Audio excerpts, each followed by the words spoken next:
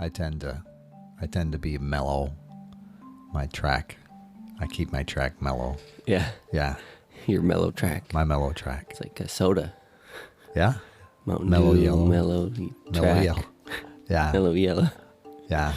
We played a game the other night. Chris got a neat game. It basically there's a bunch of letters around, and you get a topic like, female names, and then you have to go around, and each person has 10 seconds to think of a one. There's letters that aren't there, but ABC right around, and so there were sodas. Names of sodas came to mind. It's pretty, I was going way back there, Yeah. Fanta, and just some That of the. still is a thing. It is, but I think about it. I haven't. Yeah.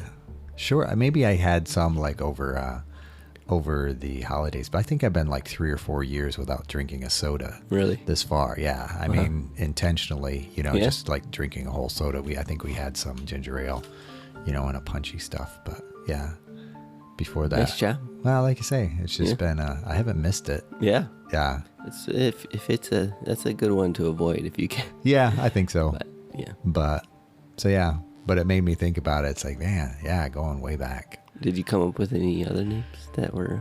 Oh, well, like you say, the Mellow Yellow, the Mountain Dew, all those Mr. Pibb. Mr. Pibb, yeah. Yeah. Which I don't think Mellow Yellow's a thing anymore. It became... Oh, did it become something else? Sundrop? No, it Okay. became something else, and now I think it's called Starry. Really? Yeah. Had no clue. Sierra Mist. Really? Yeah. Now, see, really?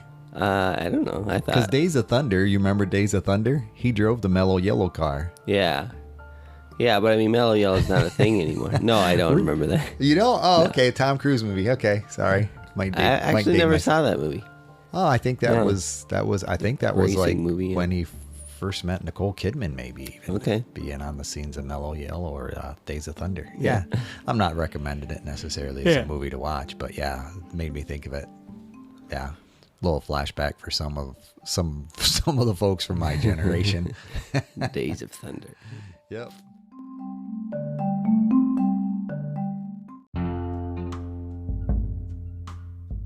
Welcome to How I See It with me, Mark Pratt, and Justin Sternberg. This is a podcast that works to counter cultural polarization through thoughtful conversations. Yeah. So, speaking of Days of Thunder, yeah, it's about to be the new year. it is. Yes, it is. 2024. Yes. 2024. Those years, they just keep rolling, They do. you know? It's kind of fun. Yeah. Yeah. Do you remember Y2K? I was just thinking about that. John is actually the same age as the year. Because he was So he he's was a a Y2K Y2K baby. baby. Yeah. His actual his birthday will be tomorrow. Nice. So there's basically 3 Wow. days out of the year that his, chronological Right. age doesn't match the year. So Right. there's 3 days in 23 that he'll be That's 24. cheating, man. That makes it too easy. How old are you? What year is it? Yeah. And the funny part of that is he's 30 years. I'm 30 years older than him, so it matches up with mine as well. Oh, okay. So I'm 54 and 24. Wow. Yeah. So That's pretty handy. Yeah, it I is would like pretty to have a trick like that. I don't know. I was born in 83. That really is Oh, wow. just not a great... you were born the year my brother graduated from high school. Yeah. That's why. Yeah, Just, that's it seemed like that's keep the exactly time, why. So just ask him what reunion he's on. That's how old you are. There you go. Yeah, now you have something to. 41st. Yeah, So you just had a good one, probably. he might have. Maybe. He I don't might know. have. Do they do 40 year? I don't know. I'm sure they do. I've never been He to a went back reunion. to Troy and like spoke at the Oh, cool. the graduating class reunion For his type thing. 40th? Yeah, I think so. Ah. Something like that. Nice. Yep. Very nice. Because they do the the 83, the 93. There's a spokesman from each Hmm. class that kind of speaks. Yeah. That's cool. Yeah. Days of Thunder. Excuse me. Days of Thunder. So yeah. 2024. Yeah, We're so dubbing it 2024. The Days of Thunder. Yes, I do remember Y2K. Okay. To answer your question, Yeah. we were Chris and I were at the hospital having John. we were well. John had been born on the 28th. Wow. Yeah. So everyone- as of the 31st, Yeah. basically, we had the option. It's like, do we go home, and brave it out just away from everybody? Right. Because, the hospital is kind of in town, in the city, if you Right. will, city of Elmira. And it's like, well, we Elmira. Sorry. Elvira, that Yeah. was, but yeah. Either way, yeah. Or do we stick it out here in the city in the hospital where Yeah. if things shut down, Yeah. the generators, Right. are going to kick on, and we Yeah. can ride it out a little bit. But Yeah, but maybe everyone's computers in the hospitals fried. yeah, and then all Yeah. all anarchy's going to Yeah. break out in the big city. So yeah, we went home and Nice. braved it out there, but it was Yeah, but I remember the anxiety of sorts that kind of went along with that. The computers are going to shut down when they go to 0-0. Yeah. Yeah, It's, kind of, and What's funny about that is how.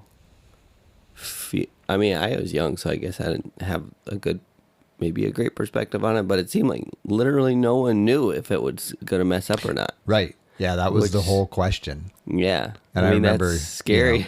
Like, Yep. What are our computers going to do? I don't know. Ask the programmer. I don't know. I Yeah. wasn't there. And Like it was that conflict between Cobalt and and these Yeah. other programs. It's like, yeah, I remember Yeah. that. And Larry Burkett, I remember him. He was a big proponent that the whole financial systems would shut Yeah. down, and Oh, okay. yeah, And they didn't. it But didn't like you have- say, I think yeah. I give him credit. I think there was a lot of people. I'm not sure it made all that difference, but I think there was a lot of people that were proactive about it. That probably helped in some ways Yeah. that we may Yeah. never know of. But Yeah. Yeah, That make an forethought. interesting movie. yeah, I The suppose guy so. who prevented Y2K. There you go. You know? Yeah. But I think in that context, Or now Y2K24. there you go.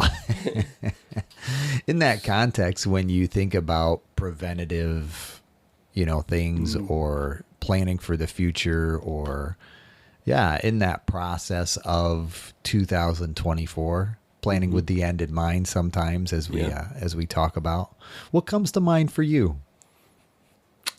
What about you, Mark? Yeah, I'll be honest and say I've been real focused just on getting some side work done, and Okay. my mind has been very occupied for the last You've been very month. present. Yeah. Yeah. Yeah. Just That's a good way to put it. doing Yes. the next thing. That's right. Yep. Yeah. Yep. Yeah. Yep. Haven't really had an opportunity to reflect in that way, but I'm glad we're talking about it because I enjoy that part, right? Sure. Is that something you would routinely do? I mean, is this year a little different for you in that context? I was never like a flip the year over and have all the like. For me, January was kind of it's January, it's time. It's kind of like Sure. kicked off those thoughts more Yep. than kind of rolling into the new year with. So, but yeah, typically, I think one of the things we've done, Megan and I, and through the years, have kind of chosen a word Yep. for the year, which, Yeah. kind of tries to set up kind of a mental mindset for the year, I guess, I think is a good way to put it. And I like doing that. But yeah, as far as I also not I have a blog post actually, and we probably talk about it a lot of times. I'm not a huge fan of specific goals, Sure. as much as I desire to have like long-term goals that can't necessarily be met in a year. But I've also kind of vacillated on that. I think goals are good. I think it's silly to say they're bad, but I think they can be tyrannical. Sure. If not held loosely. So properly, you're loosely. definitely not a resolutions guy. Nope. No, I Never got you. been a resolutions guy. I understand. And I thought that would be like I think. Yeah. I think it turned out okay not being a resolutions guy. Like I don't feel Yeah, like I missed no. out on I think so. opportunities, but yeah, how about you? Well, I was thinking you mentioned vacillation, Yeah. and so then I tend to think of those, as we've talked about before, the love styles, Yeah.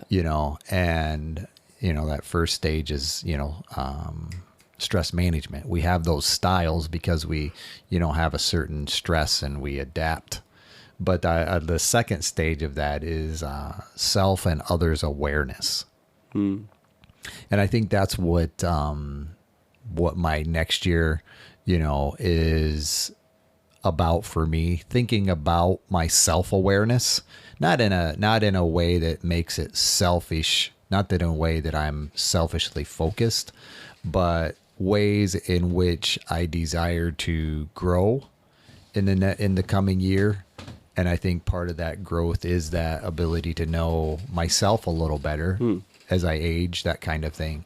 And I think for me, sometimes what I'm thinking about now for 2024 in some ways are the things that I didn't get done in 2023.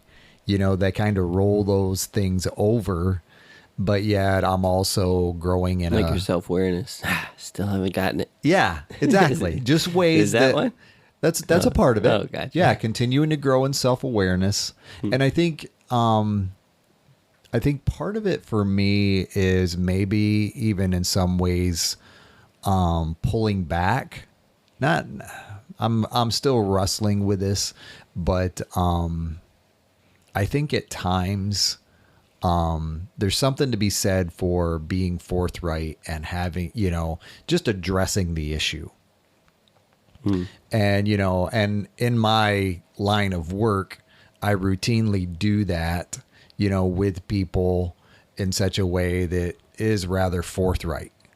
And I can probably stand to kind of pull that back just a little bit. Really? Yeah, I'm thinking about that. I think it's more so with my family, Yeah. because I've definitely, just plodded right ahead into a difficult topic, and I probably could have used a little more tact. I probably could have used a little more.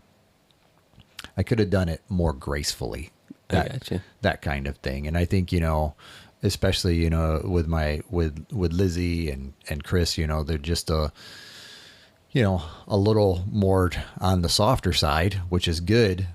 But yeah, I just need to be, because sometimes I know Chris is fully aware, she has self-awareness, and yet sometimes I see that and I might address something in a forthright manner that makes it seem as if I'm being critical of her. Yeah. Even though I know she's aware and she might be aware that I'm aware, but it's not something that I need to necessarily, say, hey, what are you thinking about this, or what do you want to do about that, or, that kind of thing. So that's a part of it for 2024. Yeah. Yeah.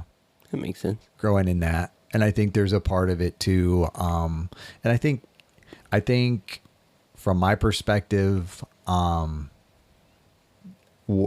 I viewed the aging process is also changing my 2024, as far as thinking about changing up some of my exercise habits, kind of areas that I need to focus a little more on, maybe a little less running that just kind of, it's not like kind of tears down the body. Yeah. It's not like I need to drop, lose calories. I'm not burning calories. Yeah. I need to hold muscle maybe a little more, as I'm growing. I mean, granted, it's a balance. It is. Type thing, but I am that is something that I'm aware of.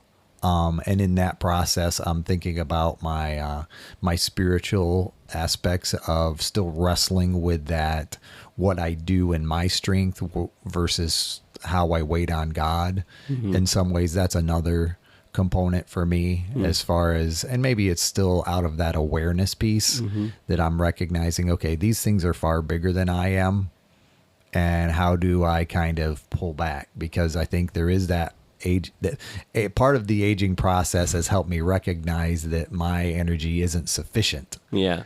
And it just tends to wear my body down trying to think that way. Yeah. It's futile. Yeah. Much like scripture talks about. Yeah. But, and then I think, there's just, I think with my parents, I'm more mindful of like end of life type dynamics, and I think in some ways, when you mentioned the word of the year, my word of the year type thing, I'm not wrestling, but part of mine is that ability to, confidence isn't the right word, but yet it's an aspect of recognizing that I need to be mindful of what I'm doing, because I respect the fact that in other words, for an example, I'm just thinking of different people that I pray for who have fallen, in their, and I tend to think about that now, because it's like, I used to be able to stand on a 6-foot step ladder, 8 foot, on the very top and reach something, but I just realized I've noticed that my balance isn't the same as it used to be, where that's foolish for me. Well, it was foolish then. Clarification. It was foolish then, but I could do it because my body was able. But it's like now, it's like people who say I'm a functioning drunk or functioning alcoholic. It's like, well, yeah, maybe. Yeah. But I think, so those are the things that I'm a little more aware of, what my body can and can't do, or isn't, as able to do as it used to. And just being able to admit that and then adjust in such a way that continues to, say, okay, it's okay to amend. It's okay to adjust. And yet we can still have a, God confidence that I don't have to pull back in a fearful state, I guess that's kind of the difference. It's like helping me recognize what is real. Yeah. What is, still looking for that word. So, well, yeah, it's kind of like the golden goose analogy where you could keep, like right now, as you've lived, like the golden eggs keep popping out kind of for free. And now it's like, well, if I do certain things, I might cook the golden goose. So I got to be careful about, So it's more like, I don't know, it's like a perspective on longevity. Yeah. It's a good word. That is a good word. You're free to use it if you'd like. I appreciate this that. idea of like confidence. It's not losing confidence, but it's like adjusting what you're confident in for the purposes of longevity. Yeah. Yeah. Even no offense, I don't think that's stuff. Quite the word yet. No, I see the questioning in your own eyes, as you think about it. But it's the word, Mark. I'm hearing a voice inside my head that says that's the word. That's right. It's the word. Anyway, that's all. But kind of all the things you said seem to be geared towards how can I adjust, right? Yeah. Towards kind of longevity, like being able to do what you're doing, but at an adjusted level that says I can keep doing it. Yeah. Running is a good one because I feel like it makes me think of Megan's dad, who I want to say maybe 10 years ago or something. Mm-hmm. He was running like 13 miles a day. Sure. And he loved it. Like he was just, I mean, when you talk about runner's high, I think he was high all the time. 13 miles a day. But it destroyed his knees. Okay. And he can't run now. So, he does other things. But, it's running is one of those things that's I feel like it's kind of a young man's game. Yeah.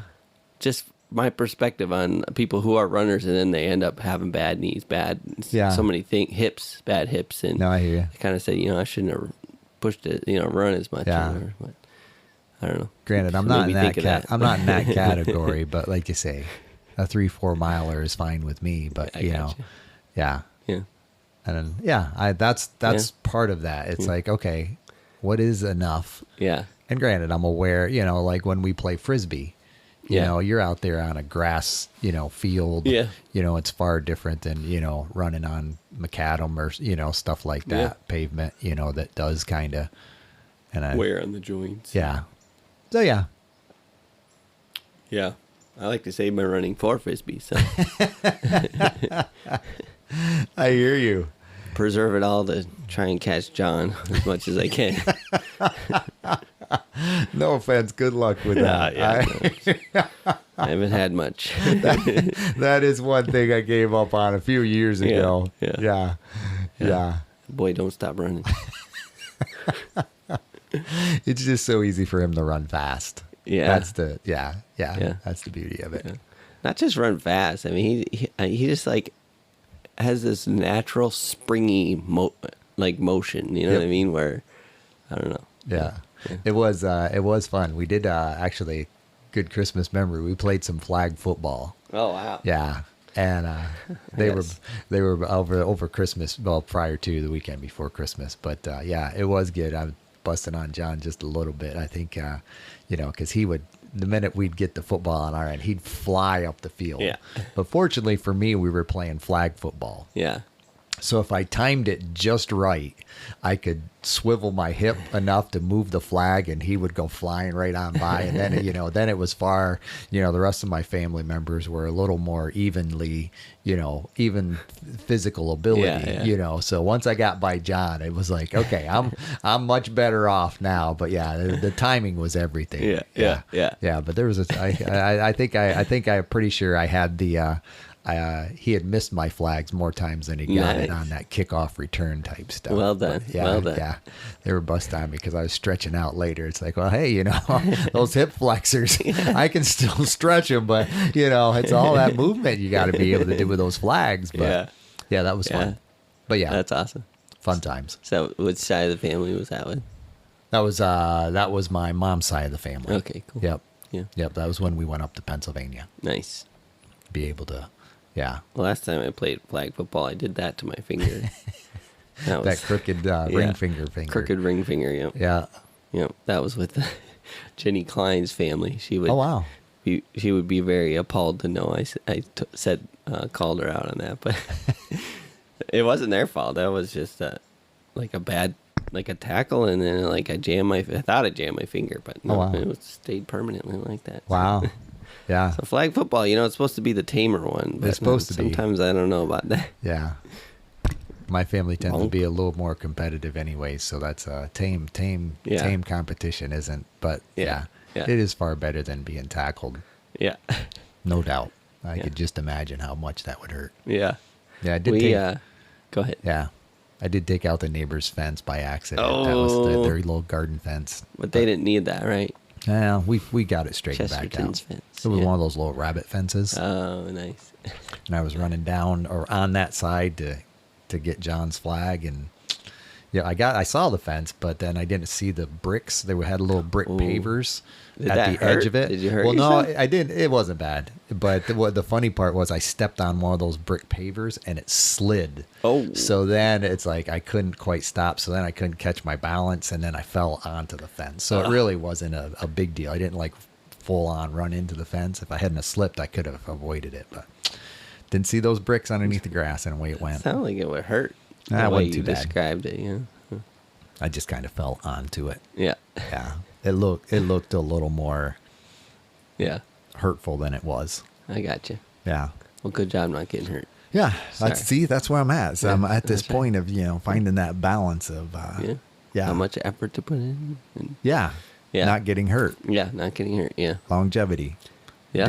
Planning with the end in mind, continuing to Yeah. maintain, healthy physical. Yeah. And it's funny because as you and I talk, it's like I find myself kind of stepping into that old person perspective.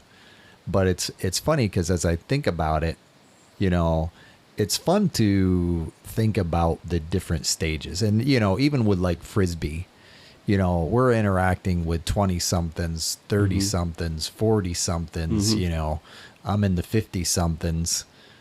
And, it's fun just to kind of observe that. It's just fun to observe that difference, in people, it's just, yeah, it's fun to watch. Yeah. Yeah. Yeah. And it's funny because that will be a future topic. We'll foreshadow here just a little bit. We have some generational plans in the Yeah. future, so that's Yeah. a good way to think about it. The pros and cons, if you will, Yeah. of it would be a dangerous thing. I don't know if it would be a dangerous thing, but it would be a interesting thing to have. It would be to have a 20-year-old mind in a 50-year-old body. Hmm. You know what I'm Yeah. saying? Because it's like Yeah. your 40-year-old body doesn't run the same Right. as it did when it was a 20-year-old body. Yep. And that's just, yeah. Yeah. Yeah, it was because it was funny because my dad, he had Christmas, with us, and it was funny because he took about a 2-hour nap, the same as my niece. Yeah, let's see, my niece's daughter, who's, Yeah.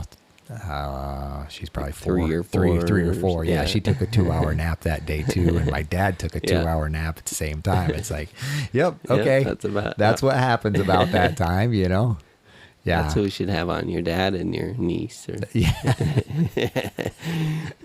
the niece's daughter might be a little tough, but yeah, it would be. That's what we do need to do is do that. Yeah.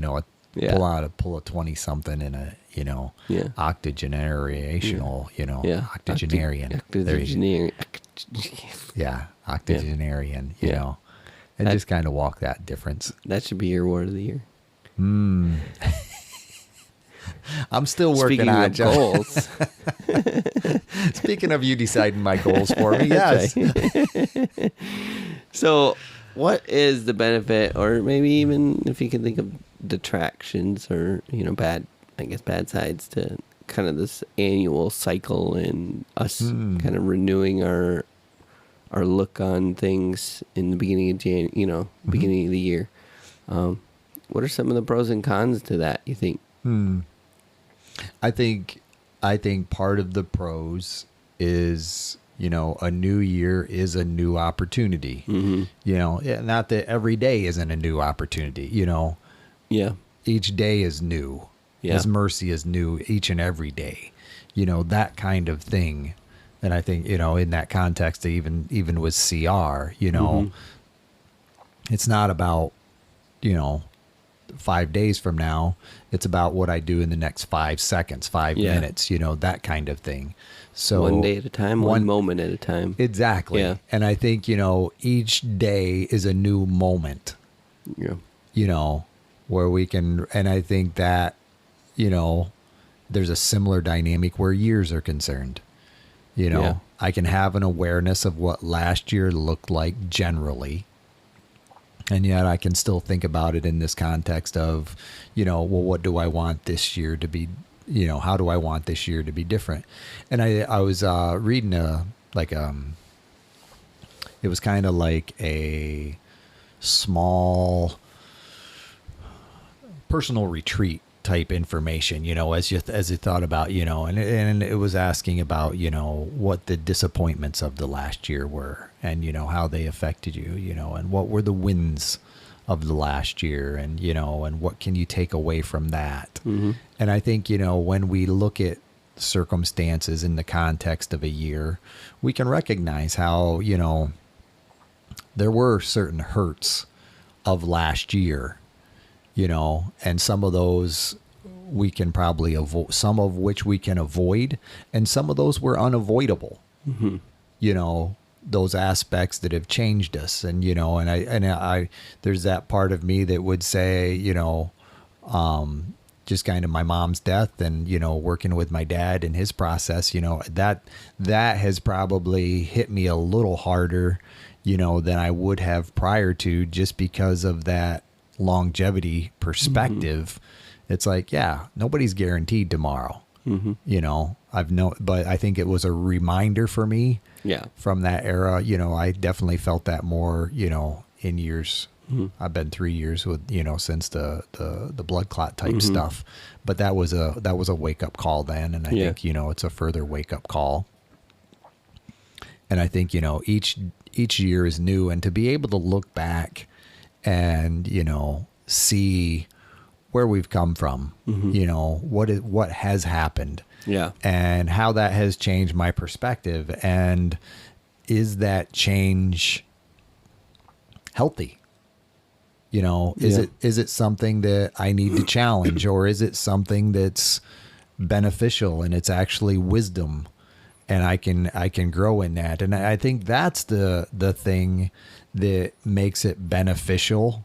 Whether I'm 20, 30, 40, 80, 90, to be able to say, okay, because I think a lot of it does come back to that kind of open-mindedness type thing. Yeah. So often we get fixed in doing the same thing the same way day after day, and those become, habits and ruts and or injury points. Yeah. When our abilities slow down. Yeah. Yeah. Just kind of that ability to be able to say, okay, who do I need to be listening to? Who do I need to not listen to anymore? Or, just in that process of, kind of those, both the benefits, the pros and cons, if you will. Yeah.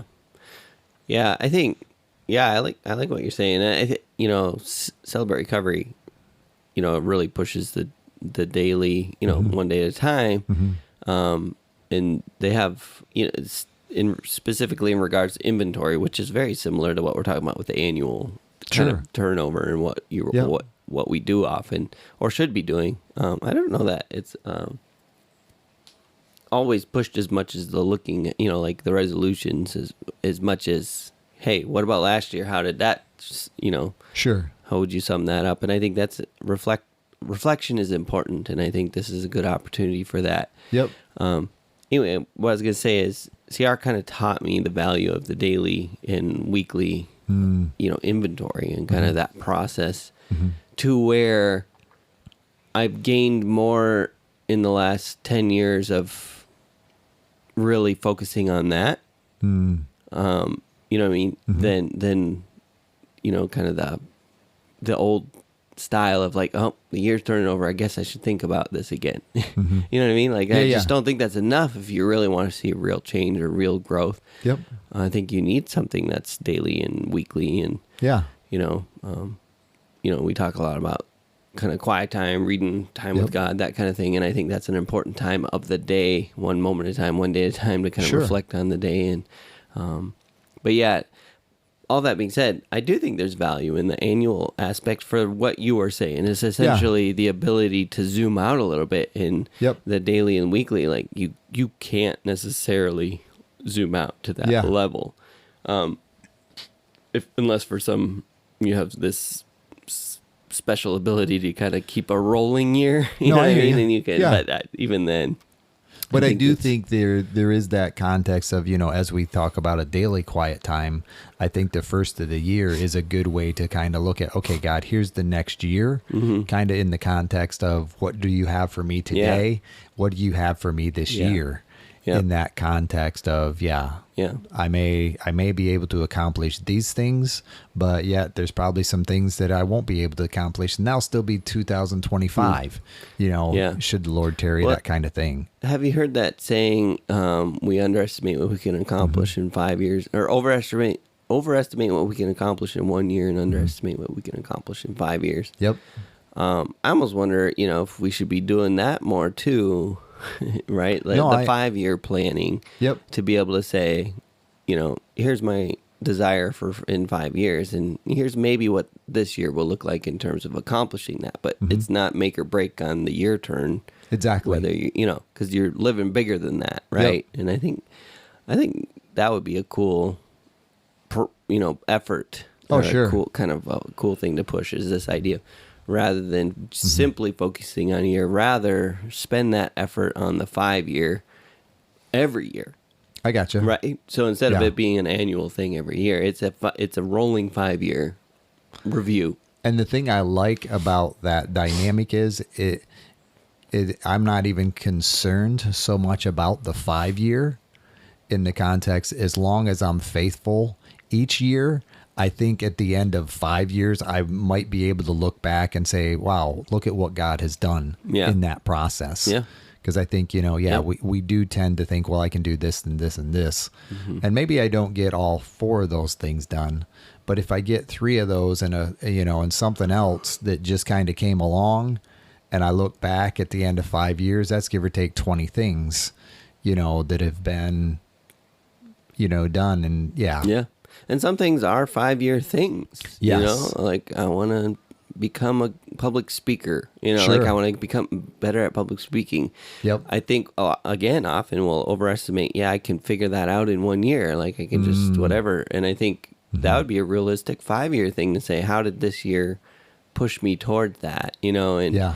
because if in order to become what I would call good, I think it is a 5-year process. You're not going to become a good public speaker in 1 year. You replace public speaker with many, many things, right? Well, and I think part of that too, when you think about, life, each moment for learning is about opportunity, and you're not going to have enough ability, in my opinion. I mean, granted, unless somebody, out of the blue makes you a pastor of a church or something, it's not like you're going to have the context to be able to be a public speaker on a daily basis. Right. But you're continuing to kind of grow those as opportunities provide themselves. Yeah. And, at the end of 5 years, that's, and more opportunity comes as, you put yourself out there. Mm-hmm. But I think there's something to be said for, as I grow in my desire to do something, I think it's neat how God provides opportunity, for that. Yeah, that's true. That I might not have had otherwise. But once I start kind of, putting my toe in the water, I think of you, as you kind of began your worship journey, it's like, it wasn't something you necessarily sought out to do, from a kid. It was very much something that came to you later on, and, that kind of thing, as you've learned to play and sing, and, and you pick up another instrument, or, do the rhythm piece, that kind of thing in the context. It's just fun to watch.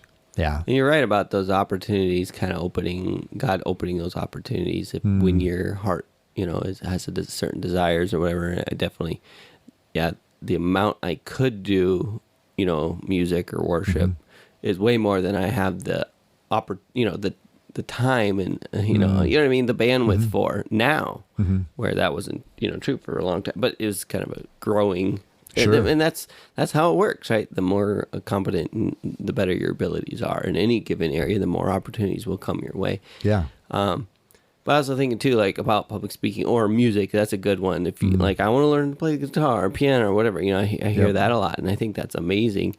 I think it's so important to realize too, if you're sticking with a 1-year plan, you're not going to be good in 1 year. It doesn't you're going to be very disgruntled in 1 year. So if your goals are limited to 1 year, well, at the end of 1 year, it's a good chance you'll give up. Yeah. But if you have a goal of in 5 years, I want to be able to play at this event, right? Or I want to be able to speak to this number of people and be comfortable, or whatever that is, right? Well, at the end of 1 year, you're gonna, like I said, it's not gonna be all amazing and happy and whatever, but you're gonna see that the footsteps you took in that 1 year that are contributing to that 5-year goal. And you can say, and then year 2, I can build on this foundation that started in year 1. Agreed. And I think anything like those kinds of things are going to require a much bigger goal mindset. No doubt. Especially, again, learning something new. That first year always sucks. It just does. Unless you're mind like water. You're cool with the journey or whatever, but I was never that way. Like learning a new thing, I always hated it because it's like I was supposed to be good at this already. Yeah, and, we want that instantaneous, ability and reward without the sweat equity. It's like yeah, and there's some things that in life that come easy and other things that don't. And like I was pretty good at getting good grades in high school and. Various things. Nothing ever seemed super hard. Sure. Until I tried to learn the guitar, and I'm like, this should just be easy. Like all those other things. Like I shouldn't be so. It shouldn't be so frustratingly hard, and I really felt that way for a long time. And then as I started to learn to sing and do that, it was kind of the same thing. Like, why is this not as easy as it should be? It's like, well. My perspective is a little off, I think. And I've learned to appreciate that more. It's interesting to think about that. And how have you learned to decide what to challenge yourself to continue in, and what you say, okay, this isn't me. Yeah. And it was just a nice thought, but that's something I need to set aside. It's a good question. I mean, I have thoughts. Do you have things like that too? I'm sure you can. Well, it's for me, I was asking you because I realize you do have more of a higher expectation from my perspective. Yeah. You know. Yeah. Of your ability. Yeah. You know. And granted, some of that, Yeah. you know, maybe my expectation of myself has mellowed with age.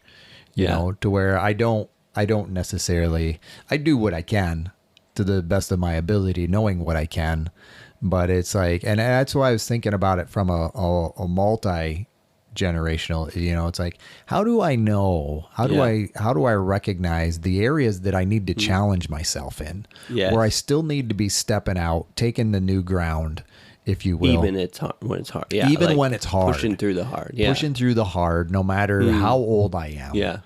But also being able to recognize that, okay, this isn't what I was designed to do. And, you know, though that week was just that week, you know, it's like, from my perspective, I'm not going to be a worship leader. You know what I mean? I just don't have a voice for leading worship.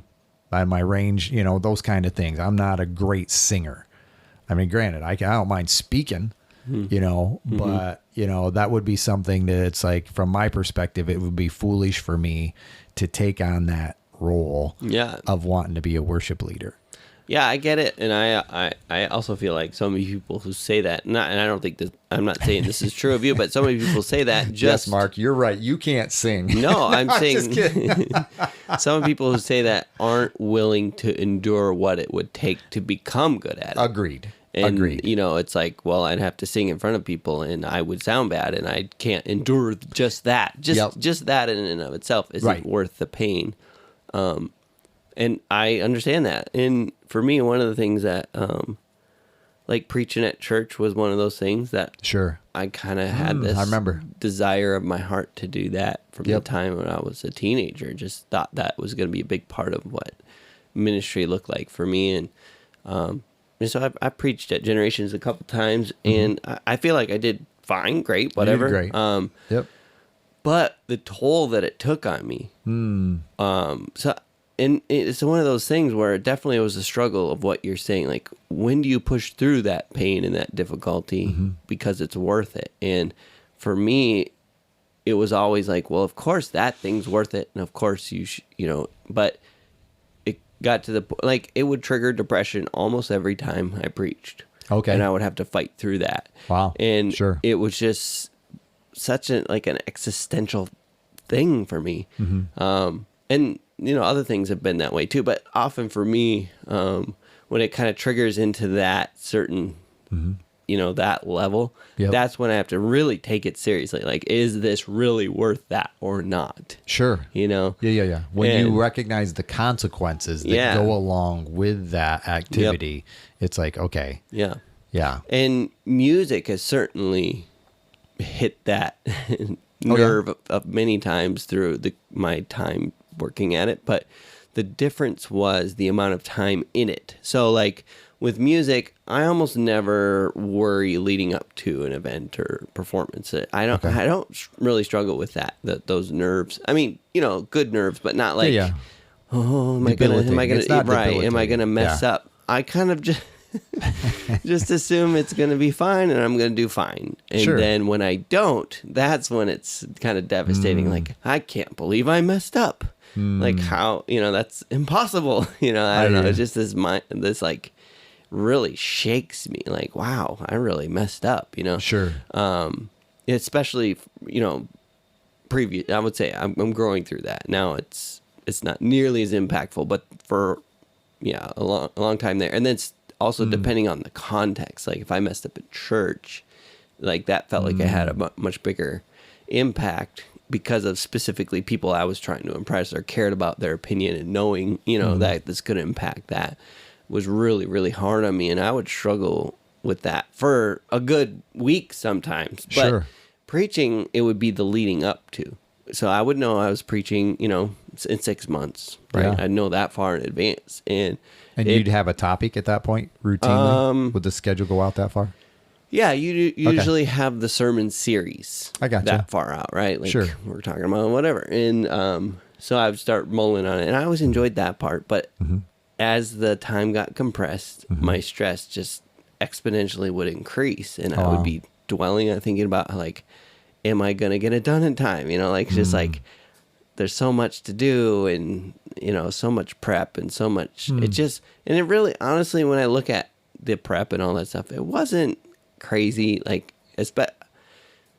my mind just couldn't quite chill, and it would always just really take a toll on me to the point where I would just be like, why am I doing this? And why am I doing anything? I gotcha. It really, really messed with me. And so after, so many times to do it, and then here's the kicker too. Again, a lot of this ties into approval addiction, but I'd get up, I'd do the thing, I felt like I did a good job, and then I was like, why isn't everyone banging my door down saying how good a job I did? Like, this, how is this worth it? And then, of course, at preaching, right, like, I put that on the altar every single time, and I've had to just be like, of course, this isn't about that. And then I almost had to get to a place where mentally I didn't care what people thought, but that also felt so flat and empty. Like, I do care. It does matter. I want this to matter. And like, if I don't care what people think, I want to care. I do care that it impacts them, or else why the heck am I doing it?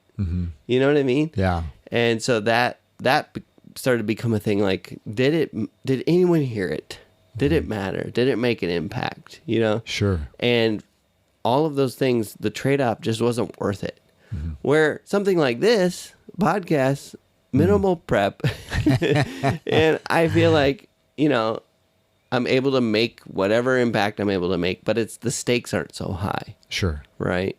Yeah. So for me, that's a good example of something that I just said, I just don't think that's what I'm meant to be doing right now. Like, I care about my family too much to take myself out of the game for 2 months or a month or whatever that, because it really would just, like Megan would say, it was just like, it's a different place, Oh, wow. like my mind was just always, I don't know, it was consuming. So I think that's a good example for me, is if it's, we talk about, in my accountability group, we meet once a week and we have these questions we go through. And one of the questions is, are there any distractions in your life that are preventing you from pursuing God's purpose in your life? The specific things God's called you to do. And for me, it was kind of a eureka moment, or a slow eureka. It certainly wasn't like, oh, that's what, but like slowly over time realized preaching's a distraction from what God's called me to do. Oh, wow. Yeah. Right. And Yeah. like you never would think that's true. Yeah. And it became where that was a realization for me. Like, I'm called to be a father and a husband, and CR, I'm very involved there, and Yeah. this podcast, all these things Prioritize. where it's very clear that I'm supposed to be doing that, and that's one of the That's purposes the thing that right only now. I can do. Yeah, Yeah. now too. It's Exactly. also about maybe someday, right? And I think that's an important piece to this question you asked too. But Sure. like, maybe someday. Yep. Anyway, so that became the realization. Oh, it's a distraction. It's not what I'm supposed to be doing, and everything else is a distraction. No, it's actually the other way around, where these are the things God's very clearly Wow. called me to do, and that thing's distracting me from it. So I have to say no. And where music has always been squarely right in the smack in the middle of what God's having me to do right now. My involvement Neat. with CR, my family, they all do, my wife does music, my kids do music, like, Sure. so I was squarely kind of in that zone. Yep. And again, it wouldn't take me out of the game for a month, like it's not that kind of thing. So, that's a long answer, but I do think it really has to do with the level of impact that it has on your life, and whether that impact is worth the trade-off.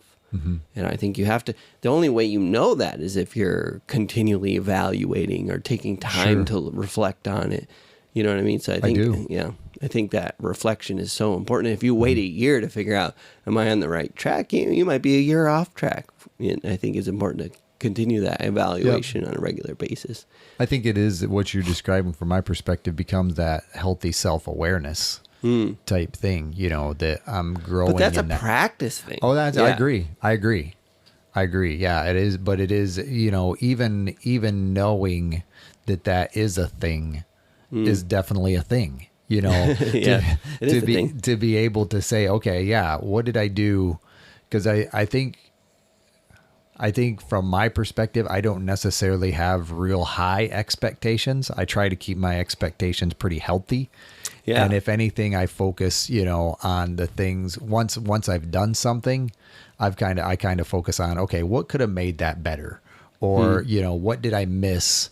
Iterating. Yeah. That I'll try to remember to do better next time, in that context of, it's like, okay, it was good. Nice job. But okay, how can we do it better for next time? I think that's kind of it's a little bit of the difference in our mindset. Yeah.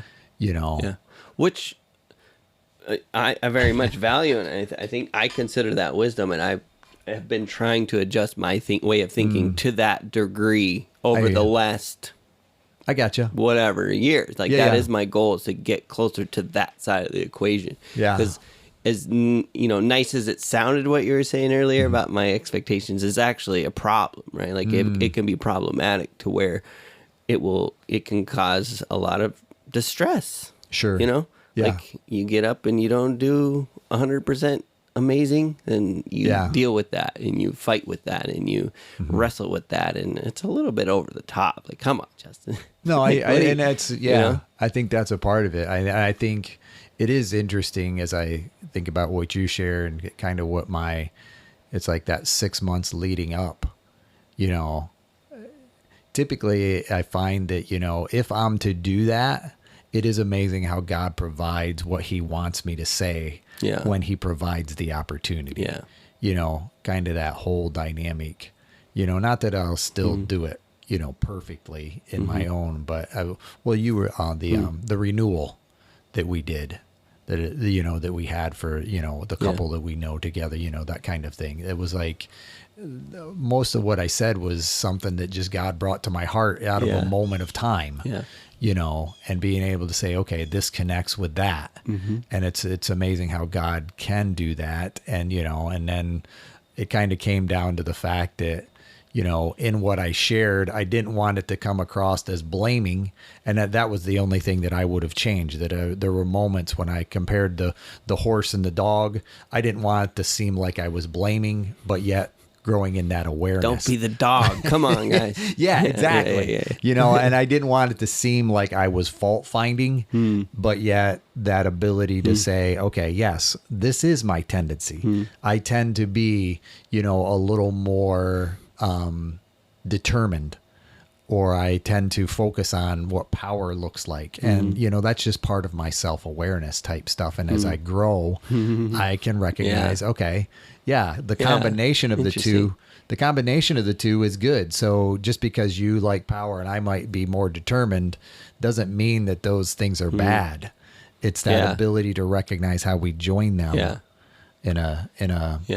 So I love that. I think you did a nice job, and I think you, while not saying it, and I'm real disappointed in you, Mark, but you mentioned the stick in those aspects to be able to say the stick. Yeah, that's where the disappointment comes. I'm like, come on, I know Mark. how you're disappointed. It's very now. clear that you're speaking about the stick. You should just say it, and then give me credit. I should.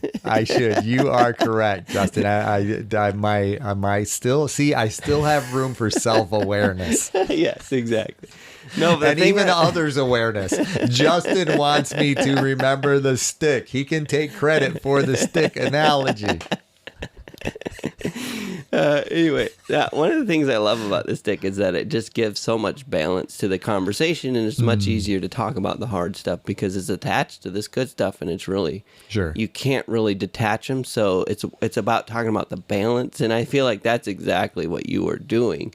I think the struggle is when we use words like no offense or whatever, when it's like well, why is that offensive? You know, or we try and cover for the bad. And it's like, I don't think we need to cover for the bad. I think we can just speak to it Sure. in a way that says this is a reality, and so and it's balanced by this other thing, and you know they kind of go hand in hand. So it's about you Yep. know anyway, and I feel like that's what you did. I feel like you did a good gotcha. job of that, and but I as you described what you were saying, I could hear, like I could see what you're saying. I could see how you could reflect on that. Yeah. But I certainly. And sometimes I think, it is that aspect of people don't hear it that way. Right. But yeah, I'm concerned at times that it could have come across that Yeah. way. But It's not. It's yeah, good. I think it's exactly. good to iterate on yourself that way. And I think that's the beauty of, communication in general. Yes. So often, it's not just me saying what I'm saying, but it's also how people hear it that I have very little control Yeah. over. So Yeah. that's the, Yeah. can you say what you mean? Can you understand what you hear type stuff? Yeah. It's reciprocal. Context matters so much too when you're speaking. Sure. Even it's public speaking, but even normal speaking. But Yeah. and you are in a room full of people who just love you and consider you our brother, and like we do life with you, and so we know who Mark is. I gotcha. We know what you're saying. We know your heart. So you couldn't do wrong in that context. In my I gotcha. perspective, like you could totally put your foot in your mouth, and everyone would just be chuckling and love I you gotcha. for it. Like I think context is really important too to remember when you're speaking. And but maybe you put more iterations, rounds into review. If you're doing it, a wedding or vow renewal or something, yeah. and in a context where there might be antagonistic family members who are people who aren't, whatever. Maybe they're opposed to that gender biases or whatever. Like maybe you put more thought into it. You have to consider that. But Yep. I think context really matters, and that's one of the. So I still speak occasionally at CR, and that's never a problem because that's my family. Sure. It's an opportunity to talk to my family. I love talking to my family, whether it's my family in the house over there or my family on Friday nights. I always love talking to you, Mark. Sure. I love talking to my family. And your And more the conversational. listeners. Yeah. It's Yeah, just- exactly. You're our family. How I see it, family. We Yeah. invited them into our home by taking some pictures of our trees and posting. There you go. it. Yeah. I Thank you didn't- for I doing didn't that. show you that, but Yeah. Thanks for we doing talked about it, and, Yeah. and then we did it. So Yeah. I'm proud of myself. 2023 complete. that. Yes, indeed. So, that being said, 2024. Yeah. As far as God allowing, that whole aspect, not the, it's not about us, saying we're going to go here and we're going to do this. But in that process, what are you being called to in 2024 that only Justin can do? So for the last few years, my purpose as a dad is just really cleared up, and that's a huge win for me, honestly, because I've always been very distracted by Shiny, and for a long time I thought ministry and preaching, all those things, those are the pinnacle.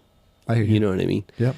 And Performance. I think that's one of the beautiful things about my life is God has gifted me the opportunity to see what the quote unquote pinnacle was like, and then said, "Are you sure that's what you want? I don't think that's what you want. I think you should be doing what I asked you to do." Sure. And I'm being tongue in cheek. I mean, I think No. it's all part of the journey, but I think that's one of the beautiful things is being able to operate in some of those areas. Being able to preach a few times and going, that's not for me right now, and that's okay.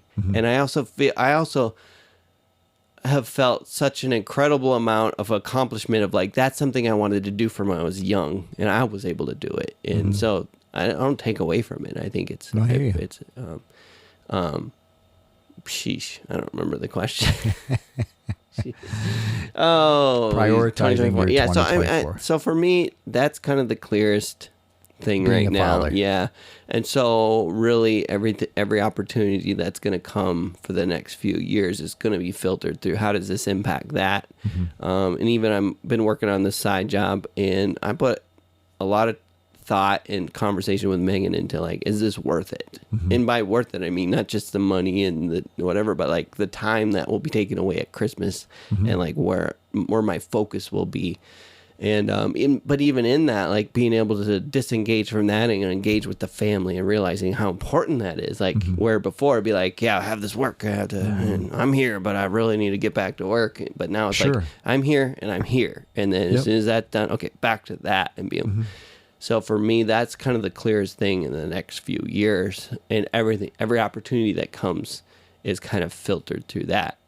Because again, I think that is one of the beautiful things is I've reached some of the things that have been lifelong desires, you know, doing music and worship and preaching, and some of those things are heart's desires, things that I've been given in some senses, and that just has, I would say, cured me of a lot of stuff. Say work-wise too. There's some things work-wise that I've accomplished that I've recognized, like, yeah, this Pinnacle, you know, it's not as wonderful as whatever that looks like those accomplishments. So I think I've reached a point in my life where I'm okay with just one day at a time and see, you know, considering each opportunity as it comes and not being so busy, so planny, so intentional, but being intentional with the moments.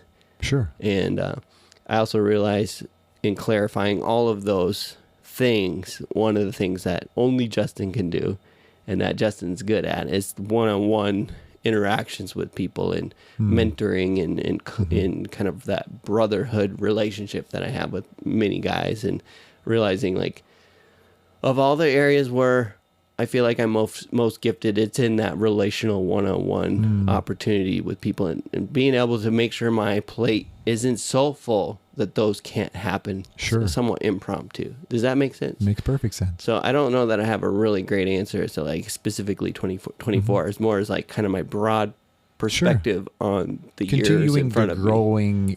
Continuing to grow in prioritizing family, you know, is definitely what I heard in that process. And second to that is, you know, establishing, you know, accountability type relationships with other, you know, people, and continuing to make sure that I'm about the things that only I can do in that gifting that God has given you. That's kind of what I heard in the process. Yeah. And all of that, everything you just described, none of that looks like a goalpost in the ground at the end of 2024, right? No, like they're not, I can't.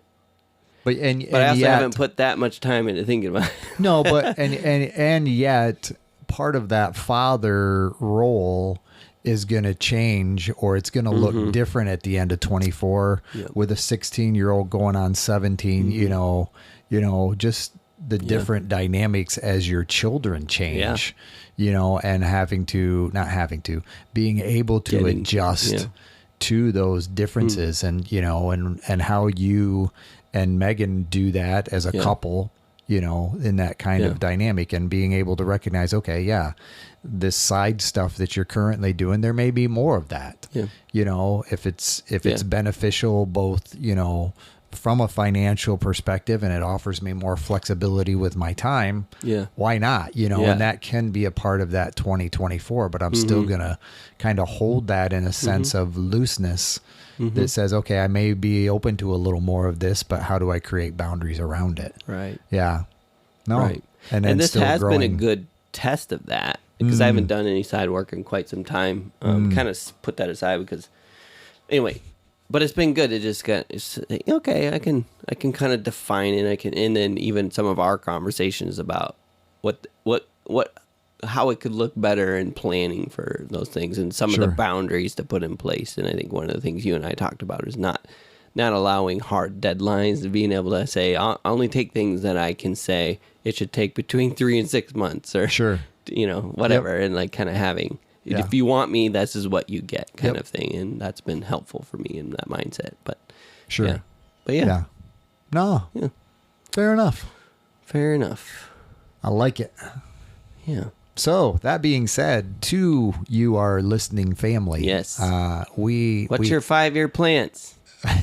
Tell us. Yes, we encourage you to be able to take the opportunity for a new year and say, okay, how do I want to grow in this next year, and how can, and even being able to look back and see how you've grown in the last 5 years and celebrate, what God has done and how he has blessed your obedience in that process, and yet continuing to recognize, okay, he's not done with me yet. Yeah.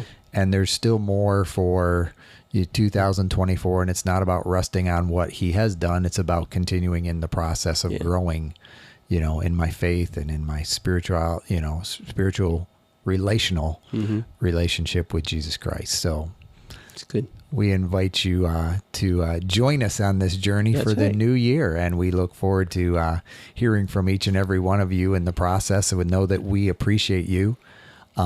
We appreciate your faithfulness in 2023 as you've listened, and yet know that each opportunity we get to interact with you in 2024 is an opportunity we value and appreciate when you come up and say, hey, I just finished listening to your podcast and I enjoyed this, or, hey, have you thought about this, and that kind of thing. Know that we relish and appreciate those opportunities to interact with each and every one of you as time and opportunity allows. So, amen. Hey.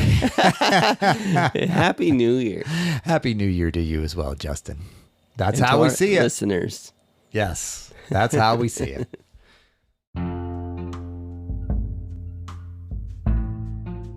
Hey, thank you for listening to our podcast. If you like How I See It, please do all the things that podcasts tell you to do. Subscribe, rate, review, follow us, and or talk nicely about us on social media. If you want to reach out, the email is us@howiseeit.click. Yep, I said .click, as in .click. Please tell your friends about this show, and we'll see you on the next one.